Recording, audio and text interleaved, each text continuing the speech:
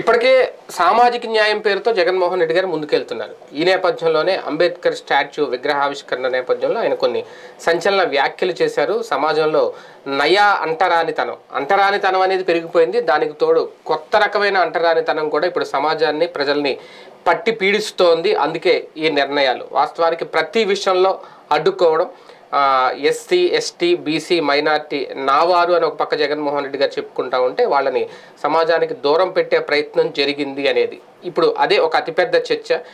ఎన్నికల కాన్సెప్ట్ అనుకోవాలా, నిజంగా సమాజంలో నయా అంటరానితనం అనేది ఇప్పుడు ప్రజల మధ్యలో ఉంది అని అనుకోవాలా? ఇది అంశం మీద చర్చించే ప్రయత్నం చేద్దాం. ఒక కొత్త అంశం చర్చకు తీసుకురావడంలో కూడా జగన్మోహన్ రెడ్డి గారు స్పెషల్ అనేం అనుకోవాలేమో. ఎందుకంటే దుష్ట చతుష్టయం అనే పదం దగ్గర నుంచి మొదలు పెట్టుకుంటా ఉంటే మారీచులు, తర్వాత ఇలా అంటే ప్రత్యర్థులకు ఒక పేర్లు పెట్టడం, సమాజంలో ఏం జరుగుతుంది అనేది ఏదో ఒక సందర్భంలో బయటపెట్టడం.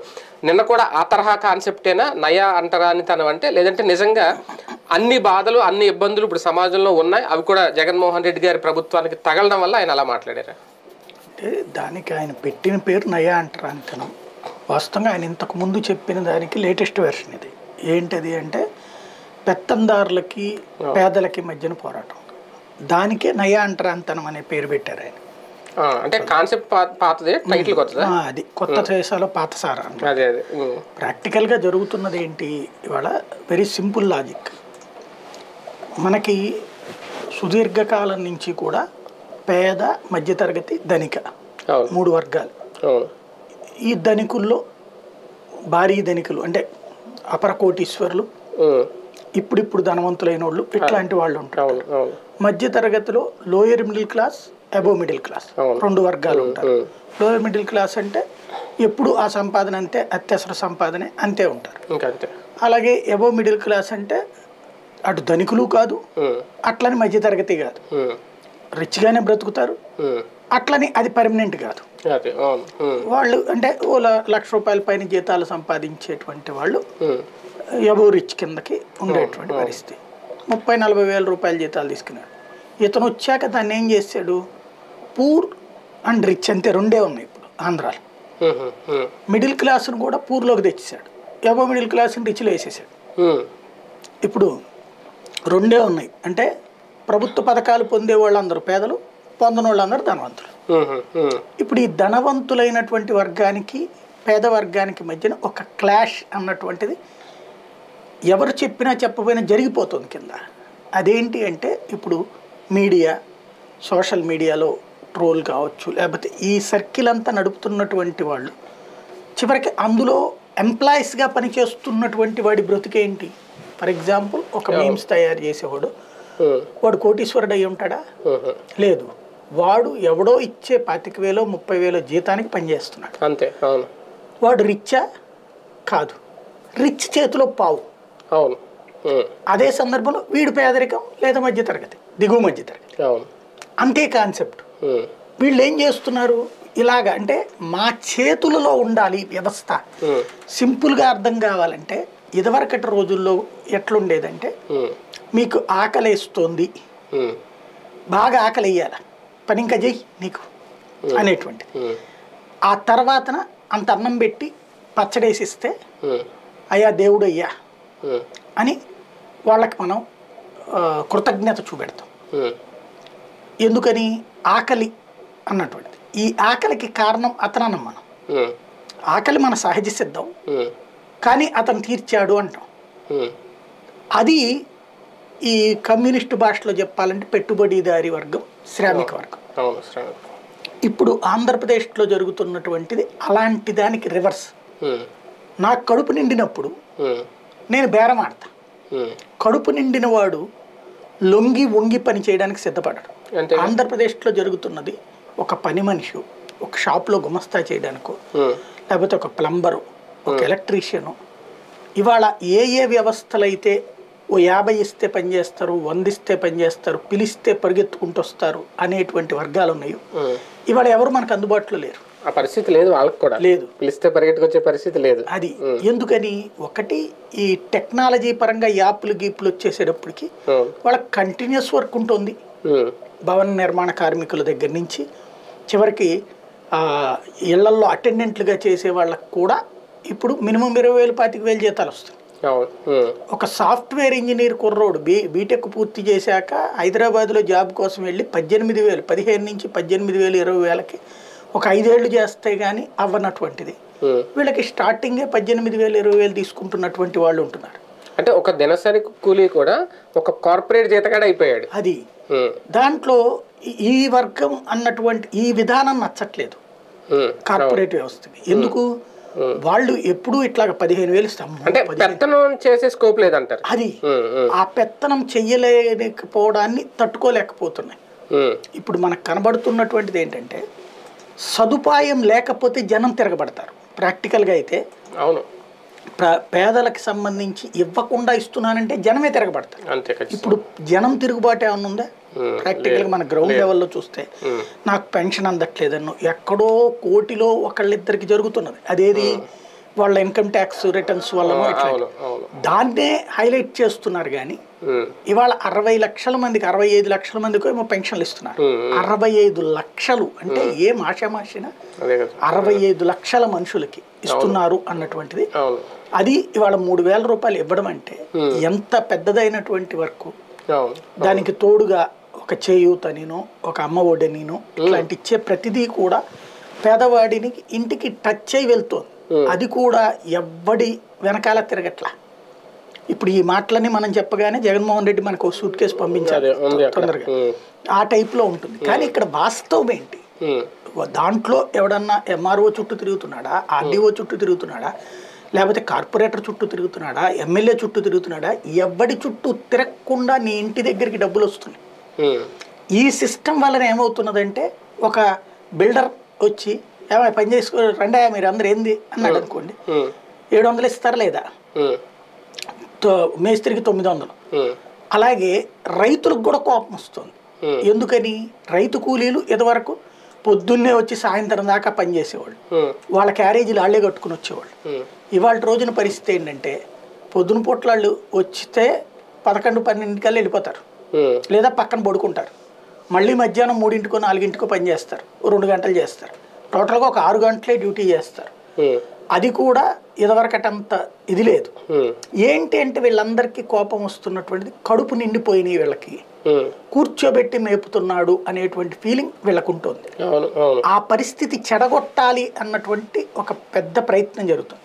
దాన్నే ఈ జగన్మోహన్ రెడ్డి ఆ అంటరానితనం అనేటువంటి కాన్సెప్ట్ని దాని మీదకి తీసుకొచ్చి, అంటే ఈ పెత్తందారీతనం అన్నటువంటి దానికిను పేదవాడికి మధ్యన జరుగుతున్నటువంటి స్ట్రగుల్ అనే దాన్ని ఇంతవరకు చెప్పుకుంటూ వచ్చి జగన్మోహన్ రెడ్డి గారు మాటలు చూస్తే అంటరానితనానికి సంబంధించి సమాజంలో ఒక మంచిని ఆపే ప్రయత్నం. అంటే ఆయన అన్నది మొత్తం అందరినీ ఇప్పుడు ఇల్లు కట్టిస్తుంటే అడ్డుకోవడం అదొక అంటరానితనం, స్కూళ్ళు బాగు చేస్తుంటే అడ్డుకోవడం అదొక అంటరానితనం, ఇంగ్లీష్ మీడియం చదువులు చదివిస్తుంటే అడ్డుకోవడం అదొక అంటరానితనం, ట్యాబ్లు ఇస్తే దాని మీద వికృత రాతలు రాయడం అదొక అంటరానితనం. అంటే ఇవన్నీ కలిపి ఆయన నయా అంటరానితనం అనే పదం వాడారు. దీని వెనకాల అందరూ ఉన్నారు, ఆంధ్రజ్యోతి, ఈనాడు, మొత్తం వీళ్ళందరూ కూడా. అంటే సమాజంలో మార్పా, దానివల్ల ప్రతిపక్షాలకు రేపొద్దున్న ప్రయోజనమా ఈ అంటరానితనం తీసుకురావడం వల్ల? ఏ రకమైన ప్రయోజనం? అంటే ప్రాక్టికల్గా ఇది ఆయన అసలు పదం వాడకుండా అది వాళ్ళకి అర్థం అవడం కోసం ఆ పదం వాడారు. అది మీడియా మాఫియా, మీడియా మాఫియా అని వాడాలి. కానీ ఆ మీడియా మాఫియా లాంటి పదాలు పేదలకి దళితులకి అర్థం కాదు కాబట్టి అందులో వాళ్ళ దాన్ని పట్టించుకోరు. ఆడెవడో మాఫియా అయితే మనకెందుకని, వీడు మీ కడుపు కొడుతున్నాడు అని చెప్పి వాళ్ళని ఈ వర్గంకి సంబంధించినటువంటి ఉద్దేశాన్ని వాళ్ళకి ఎక్స్ప్లెయిన్ చేసే పని చేసుకొచ్చారు ఇక్కడ. ఎందుకు అంటే వాళ్ళ ఇళ్లకి సంబంధించినంత వరకు ఖచ్చితంగా పూర్తి అవ్వడానికి ఇంకా టైం పడుతుంది. నాకున్న లెక్క ప్రకారం, నాకున్న అవగాహన ప్రకారం 8 లక్షలు ఇళ్ళు అయినాయి ఇప్పటికి. ఇది ఆ మధ్యన గవర్నమెంట్ చెప్పింది 7 లక్షలు, ఇప్పుడు ఇంకో 1 లక్ష దాకా అయినాయి. రేపు ఫిబ్రవరి ఎండింగ్కి ఇంకొక 5 లక్షల దాకా అవుతాయి వాళ్ళు చెప్తున్నది. నేను అనుకోవడం 3 లక్షలు అవుతాయి. అంటే 10 లక్షల ఇళ్ళు పూర్తవుతాయి. 30 లక్షల ఇళ్ళు గమ్యం వాళ్ళు లక్ష్యంగా పెట్టుకున్నారు. 31 లక్షలు అనుకున్నారు. అందులో 10 లక్షలు పూర్తవుతాయి. మిగతా వాటిట్లలో సగం అండర్ కన్స్ట్రక్షన్ ఉన్నాయి, నడుస్తుంది. ముందైతే ఒక స్థల యజమాని అయిపోయాడు పేదవాడు. పేదవాడైనా మధ్యతరగతి కూడా పేదవాడి ఖాతాలోనే స్థల యజమాని అయిపోయారు. ఇందులో ఒక అతిపెద్ద లాజిక్ ఉంది. సుదీర్ఘకాలం నుండి అంటరానితనం అనేటువంటిది ఎందుకు వచ్చింది? మనకి ఆ పాటలు కూడా ఉంటాయి, మన గద్దర్ పాటలు. ఊరు చివరిన మా గూడెల్స్ ఎందుకు ఉంటాయి, మా గుడిసెలు ఎందుకు ఉంటాయి మమ్మల్ని. ఇప్పుడు అట్లా లేదు. అంటే అదేమంటే మళ్ళీ వీళ్ళు ఏమంటారు, ఊరి చివరిన కట్టారు. ఇప్పుడు కట్టినటువంటి దాంట్లో ఓసీ ఉన్నాడు, ఓబీసీ ఉన్నాడు, ఈడబ్ల్యూ ఈబీసీ ఉన్నాడు. ఊరి చివరి కట్టిన ఊరి చివరి ఒక ఊరు కడుతున్నారు, ఊరు కడుతున్నారు. ఇల్లు కట్టడం, ఊరు కట్టడం. ఇందులో అన్ని కులాల వాళ్ళు ఉన్నారు. ఇందులో బ్రాహ్మడికి ఇస్తున్నారు, అక్కడే కమ్మకి ఇస్తున్నారు, ఇస్తున్నారు, రెడ్డికి ఇస్తున్నారు, అందరికీ ఇస్తున్నారు. కాబట్టి అక్కడ ఒక ఊరు వస్తుంది. ఇప్పుడు అన్ని కులాలు కలిసి కాపురం చేస్తాయి. ఇదివరకేంటి మాలపల్లెని, మాదిగపల్లెని అట్లా ఊరి చివర్లు ఎందుకున్నది, పేదలకి ఇల్లు ఇచ్చినట్టు ఉండేది, కానీ వాళ్ళ కులానికంటూ సపరేట్ చేసేసారు. ఇప్పుడు అట్లా కాకుండా అందరినీ పేదలు, అన్ని వర్గాల్లోని పేదల్ని కలిపి లెక్క కట్టడం వల్ల ఇప్పుడు కులాలకు అతీతమైనటువంటి ఒక పట్టణాలు రెడీ అవుతుంది. ఇది పూర్తి కాకుండా ఈ లోపుగా దాన్ని అడ్డుకోవాలన్నటువంటిది ఒక ఎత్తుగడ నడుస్తుంది. టిడ్కో ఇళ్ళు పూర్తి కాకపోతే ఏనాడు వార్తలు రాయినటువంటి వాళ్ళు, వాడికి చిట్ట చివరికి ప్రభుత్వం దిగిపోయే రోజున కూడా ఇల్లు రాలేదు కదా. కానీ గృహప్రవేశం ఆర్భాటం 20 లక్షల మందికి వచ్చేసిందని అబద్ధాలు రాశారు కదా. నిజంగా 20 లక్షల మందికి వచ్చిందా? చివరికి ఎంత లెక్క తేలింది? 80,000. ఆ 80,000లో పూర్తయిన ఎంతమందికి? 8,000. అది కూడా 80% పూర్తి. అంటే ఒక్కళ్ళకు కూడా ఇల్లు ఇవ్వకుండా 20 లక్షల మందికి ఇల్లు ఇచ్చినట్టుగా ప్రజల్ని మోసం చేశారు కదా. అదే ముంబైలో అంతే అంటారు కదా. ముంబై సినిమా చూపించారు కదా. పక్కాగా టిడ్కో ఇళ్లలో ఒక్కళ్ళు కూడా గృహప్రవేశం చేయకుండానే 20 లక్షల మంది ఇళ్లలో ఉన్నారు అని భ్రమ కల్పించడం అనేది ఎంత పచ్చిదగా. రెండవది, ఇవాళ అదే స్కూళ్ళకి సంబంధించి జన్మభూమి అనేటువంటి ఒక పథకం పెట్టి ఎక్కడో ఒక ఎన్ఆర్ఐ వచ్చి ఆ ఊర్లో, తను పుట్టిన ఊర్లో ఒక స్కూల్కి ఒక 5 లక్షలు 10 లక్షలు పెట్టి ఓ బిల్డింగ్ కట్టించిస్తే అతని పేరు, అతని తాత పేరు, అతని నాన్న పేరు పెట్టడానికి దాని గురించి పెద్ద పబ్లిసిటీ ఒక 3-4 నెలలు ఆ కథంతా నడిచేది. ఇదివరకు జన్మభూమి కింద కట్టేస్తున్నారా, సూపర్ రా అని. అట్లాంటిది అసలు ఇవాళ ఎవడి జేబులో నుంచి 10 పైసలు లేకుండా కేంద్రం ఇచ్చే సర్వశిక్షా అభియాన్ నిధులకి రాష్ట్ర ప్రభుత్వ నిధులు యాడ్ చేసుకుని కట్టినటువంటి నాడు నేడు అన్నటువంటిది అసలు ఊహిస్తారా? ఇట్లాంటి 1 కాదు 2 కాదు, 100ల కొద్ది 1000 కొద్ది దీంట్లో అండర్ కన్స్ట్రక్షన్ చూపించేసి ఏమీ లేదు అనేది, లేదా ఇంకా పూర్తి కాని దశలో వాటిని చూపించి ఏమీ లేదని నమ్మకం కల్పిస్తుంది. ఇదివరకు అమరావతి సింగపూర్ అయిపోయిందని నమ్మకం కల్పించారు. ఇప్పుడు బాగుపడ్డ ఊళ్ళని బాగుపడలేదని చూపిస్తున్నటువంటి వైనం ఏదైతే ఉందో, ఇట్లాంటి తప్పుడు ప్రచారాలతో, అంటే ఇది ఎట్లా ఉంటుందంటే మైండ్ గేమ్ ఎట్లా ఉంటుందంటే, ఫర్ ఎగ్జాంపుల్ ఇప్పుడు నేను ఉన్నాను సింగనగర్ నుంచి రోజు ఇదివరకు ఏపీ 24/7 రన్నింగ్లో ఉన్నప్పుడు బెంచ్ సర్కిల్ దాకా పోయేవాడిని. దారిలో గుంటలు అక్కడక్కడ చెయ్యి జాగ్రత్తగా తీసుకునేవాళ్ళం, వెళ్ళేవాళ్ళం. ఆ సిద్ధార్థ కాలేజ్ దగ్గర రోడ్డు డ్యామేజ్ ఉండేది. ఈవెన్ మా సింగనగర్లో రోడ్డు మీద కూడా గుంటలు పడుతుండేది. మళ్ళీ అప్పుడప్పుడు దాని మీద తారేసేవాళ్ళు, మళ్ళీ పడుతుండేది, నడుస్తూ ఉండేది. ఇప్పుడు దాంట్లో వేసేసారు, రోడ్డు బాగానే ఉంది. అట్లాగే 1 టౌన్ వెళ్తే రోడ్డు బాగానే ఉంది, చిట్టినగర్ రోడ్డు చక్కగా ఉంది. ఈవెన్ సిమెంట్ రోడ్లు కూడా పడ్డాయి చాలా రోడ్లకి. ఇవన్నీ చూస్తున్న నేను బాగానే ఉంది కదా అని అందామంటే నాకు టీవీలో ఏం కనబడుతుంది, పేపర్లో ఏం కనబడుతుంది, ఎక్కడో గుంటలతో బస్సు కింద పడిందో ఇదో కనబడుతుంది. అప్పుడు నేనేమనుకోవాలి, ఎక్కడ చేసి అక్కడ అంతా చేయలేదు అనుకుంటా దరిద్రుడు అని అనుకోవాలి. అంటే ఒక నెగిటివ్ని మనకి ఫ్లాష్ అవ్వడం చాలా సులభం. అంటే ఈ తృప్తి మనం ఆస్వాదించలేనటువంటి పరిస్థితిని కల్పించడం అన్నటువంటిది ఇక్కడ జరుగుతుంది. మన కళ్ళెదురుగుండా భోజనం ఉన్నా సరే ఆడికి చూడు, అప్పుడు ఎవడన్నా వచ్చి ఆకలితో అలమటించిపోతున్నటువంటి అనాథల గురించి నీకు తెలుసా అంటూ ఓ ఉపన్యాసం ఇచ్చాడు అనుకోండి, మనం తినేదానిలో తృప్తిగా తినలేం. ఆ విధమైనటువంటి ఫీల్ని క్రియేట్ చేయడం. కళ్ళ ఎదురుగుండా జరిగిన నాడు నేడు స్కూల్లో, కళ్ళ ఎదురుగుండా వచ్చినటువంటి హాస్పిటళ్ళు, ఒక దాన్ని ఏమంటాము, మన ఈ ప్రాంతాల్లో వచ్చేటువంటి ఆర్ఎంపీని దేవుడుగా భావించే, ఆర్ఎంపీ పెట్టేటువంటి ఒక చిన్న గదినే గొప్పగా భావించే రోజుల నుంచి మన ప్రాంతానికే వచ్చినటువంటి వైద్యశాల కేంద్ర ప్రభుత్వం ఉంది, దాంట్లో ఆయుష్మాన్ భారత్ కింద రాష్ట్ర ప్రభుత్వం ఉంది. చక్కగా దాన్ని అమలు చేశారు. అంటే ఇదేదో వదిలిపడేయకుండా అమలు చేశారు. అమలు చేసిన దానివల్ల ఇవాళ ఆర్ఎంపీ దగ్గరికి వెళ్లకుండా ఎంబీబీఎస్ చేసినటువంటి వాళ్ళే విత్ టెస్టులతో సహా ఫ్రీగా అక్కడ చేసి పెడుతున్నారు కదా. ఇలాంటి వాటిని అసలు ప్రజలకి తెలియజెప్తున్నదా మీడియా? అంటే ఫస్ట్ చెప్పాల్సినటువంటిది ఆ సదరు ఇన్ఫర్మేషన్ వాళ్ళకి, పబ్లిక్. అరే నీ దగ్గర ఉన్నటువంటి మెడికల్ సెంటర్లో చూడరా ఇట్లాంటి ఫెసిలిటీస్ ఉన్నాయి, నీ స్కూల్లో ఇట్లాంటి ఫెసిలిటీస్ ఉన్నాయి చూడరా అని. అలాంటిది చైతన్యపరచడం మానేసి నీ స్కూల్ దరిద్రం ఎళ్ళబాక, నీ హాస్పిటల్ దరిద్రం ఎళ్ళబాక, నీ రైతు భరోసా కేంద్రం దరిద్రం ఎళ్ళబాక అనేటువంటి ఒక నెగిటివిటీ ద్వారా జరిగే డెవలప్మెంట్ని కూడా ఆస్వాదించనీయనటువంటి తరహా వ్యవస్థ మీదన అదేంటంటే ఒక మాఫియా లాగా మీడియా తయారై చేస్తున్నటువంటి ఒక యుద్ధం. వీళ్ళు ఒక యజ్ఞం చేస్తున్నారు, వార్తా యజ్ఞం. ఏంటంటే ఒక ప్రభుత్వాన్ని దించేయటం, ఇంకొకళ్ళని తమకు నచ్చిన వాడిని అధికారంలోకి తీసుకురావడం. ఈ యజ్ఞం చేస్తున్నటువంటి వాళ్ళు ఇక్కడ విశేషం వల్ల ఏంటంటే నిజాయితీతో కూడిన యజ్ఞం కాకుండా సాధారణంగా ఒక మంచి పని చేస్తానికి యజ్ఞం చేస్తారు, అప్పుడు రాక్షసులు వచ్చి చెడగొడుతుంటారు. ఇక్కడ రాక్షసులు యజ్ఞం చేస్తున్నారు, మంచి జరగడానికి వీల్లేదు.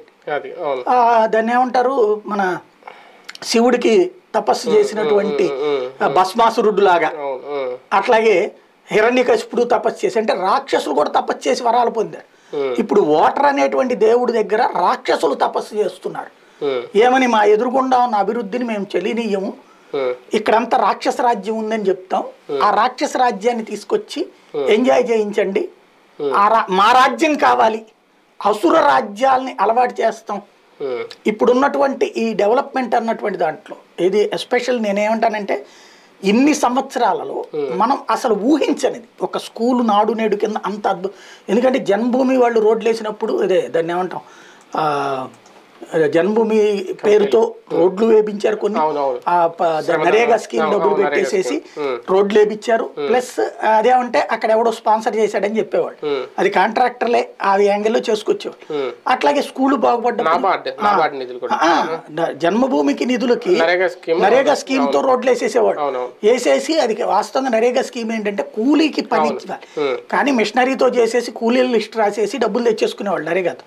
అప్పట్లో ఉపాధి హామీ దాని పేరే ఇప్పుడు నరేగా అయింది. అప్పట్లో అదే కదా పందికొక్కుల్లాగా తిన్నారంటూ రాజశేఖర్. అంటే ఆ రోజుల్లో జన్మభూమి కింద వేసినటువంటి రోడ్లు కానీ వాటి గురించి స్టోరీలు రాసిన వాళ్ళం, డెవలప్మెంట్ ఎట్లా జరిగింది. ఇవాళ అంతకంటే ఇక్కడ ఖర్చేమీ లేకుండా ప్రజలతో డైరెక్ట్ గా పెట్టుబడి పెట్టించుకుంటాం, అంటే స్పాన్సర్షిప్ లేకుండా స్కూలు లేకుండా హాస్పిటల్ వస్తుంటే మనం ఒక ట్రస్ట్ ఆధ్వర్యంలో నడుస్తున్న హాస్పిటల్ గురించి కూడా నేను హైలైట్ చేస్తుండేవాడిని. ఎందుకు, జనానికి తెలియాలి ఉచిత సేవ ఇక్కడ అందుతోంది అన్నటువంటి విషయం. ఎందుకంటే పేదవాడికి ఒక మంచి సేవ అందుతోంది అనేది తెలియాలి కదా, అట్లాంటివి చేసేవాడిని నేను. అట్లాంటిది ఇవాళ చూస్తే అసలు మంచి జరుగుతుంటే పేదవాడికి సంబంధించి పొరపాటును కూడా పేదవాడిని కమ్యూనికేట్ చేయడంగా వీళ్ళు తెలివైన వాళ్ళు అయితే ఆ పేదవాడిని ఈ సదుపాయం ఉంది ఆ సదుపాయం ఉందని రెచ్చగొట్టి పంపిస్తే అక్కడ ఆ సదుపాయాలు లేదన్న లోపం ఉంటే వాడే తిరగబడతాడు. కానీ వాడి నోటి దగ్గరకు వస్తున్న ముద్దే అది అన్నంగా అదే, నువ్వు అదేదో పురుగులు ఉంది, నువ్వు సరిగ్గా చూడట్లేదు, నువ్వు తినేసావు, నువ్వు లోపల కడుపు నిండిపోయింది కానీ లోపల పురుగులు ఉంటాయి చూడు నువ్వు అని ఒక రెచ్చగొట్టుడు యాటిట్యూడ్తో కూడిన మీడియా మాఫియా అది ఇప్పుడు జగన్ ప్రత్యేకించి ప్రస్తావిస్తారు. మరొక కోణంలో ఎన్నికల ముందు ఈ తరహా అస్త్రాలు ప్రయోగించడం జగన్మోహన్ రెడ్డి గారు నయా అంటరాంతనం వస్తుంది అనేది, మేము రాకపోతే ఇంకా పేదలలాగే ఉండిపోతారు, మేము రాకపోతే రేపొద్దున ఈ స్కూళ్ళు ఉండవు, ఈ నాడు నేడు బళ్ళు ఉండవు, ఇంగ్లీష్ మీడియం విద్య ఉండదు, ఇది ఒక రకంగా రాజకీయమా లేదంటే సమాజంలో రేపు వైసీపీ రాకపోతే ఈ అంటరాంతనం ఇంకా పెరిగిపోద్దా? రాజకీయమే. అందులో అంటరాంతనం పెరిగిపోవడానికి ఇవాళ జనాల్ని మళ్ళీ పాత స్థితికి తీసుకెళ్తామంటే సరే కొడతారు అదే జనం. ఒక స్టేజ్ ఎప్పుడైనా సరే మనకు రాదురా అనుకున్నప్పుడు ఒక ఆస్పెక్ట్ ఉంటుంది, మనం ఒకసారి ఆ టేస్ట్ చూశాక ఇవాళ లాగుతామంటే కాళ్ళు ఎరగొడతారు రేపు, అప్పుడు ప్రభుత్వాన్ని కూల్చేస్తారు అంతే. కాబట్టి ఇవాళ అది సాధ్యం కాదు, కానీ దాన్ని పుట్టించి నేను వాళ్ళకి ఆ సెక్యూరిటీ ఇచ్చాను కాబట్టి ఆ బెనిఫిట్ నేనే పొందాలన్నటువంటి రాజకీయమే నడుస్తుంది. రాజకీయమే, రాజకీయం అంటే ఒక రకమైన బెదిరింపు రాజకీయమా అంతే. అంటే మీకు లేకపోతే అనేటువంటి ఒక భయాన్ని పుట్టించడం అన్నట్టు. ఎందుకంటే పబ్లిక్ లో ఇదివరకు ఏయో 2 ఇస్తానన్నటువంటి సంపూర్ణ రుణమాఫీలు డ్వాక్రా రుణమాఫీలు ఇవ్వకపోవడం, అట్లాంటి వాళ్ళు మీకు ఇది చేస్తారా అనేటువంటి దాన్ని అనకుండా, ఎందుకంటే మళ్ళీ అప్పుడు ఆ మాట అంటే వీళ్ళ పథకాలన్నీ చెప్పాల్సి వస్తుంది. కాబట్టి అదేం ప్రస్తావన వాస్తవానికి కొన్ని ఆగుతాయా, ఒకవేళ వైసీపీ కనుక మారితే ఇవన్నీ కొన్ని ఆగిపోతాయా? కొన్ని సహజంగా ఆగాలి. ఎందుకంటే ఇప్పుడు అన్న క్యాంటీన్ తీసేసేలా, ఆయన విదేశీ విద్యా దీవెన వచ్చేసి తీసేలా, అంటే అవతల వాళ్ళకి రాజీవ్ గృహకల్ప ఇల్లు తీసేలా, ఇందిరమ్మ ఇల్లు తీసేలా. ఇప్పుడు టిడ్కో ఇల్లు కూడా కొన్ని శంకుస్థాపన చేశారు, కొన్ని ఇంకా అలాగే ఉంది, కొన్ని అసలు ఆక్యుపై అవ్వలేదు. రేపొద్దున మరి ఈ ఇల్లు కూడా అలాగే ఆగిపోతే ఆ పంట అది నిరుపయోగమే కదా, రేపొద్దున చేస్తారు అంతే, ఆపుతారు నో డౌట్. అదే వైసీపీ వస్తే కంటిన్యూ అవుతుంది. అది రైట్, చూద్దాం నిజంగా సమాజంలో నయా అంటరానితనం లాంటిది వస్తుంది, ఇంకా పెరుగుతుందంటే ప్రజలైతే యాక్సెప్ట్ చేయరు. ఖచ్చితంగా జగన్మోహన్ రెడ్డి గారి ఈ అంశాలను లేవనెత్తడం ఇప్పుడు చర్చనీయాంశం అవుతుంది, ప్రజల్ని ఆలోచింపజేస్తుంది. ఇది ఎంతవరకు రేపొద్దున ఎన్నికల మీద ప్రభావితం చూపిస్తుంది వేచి చూద్దాం.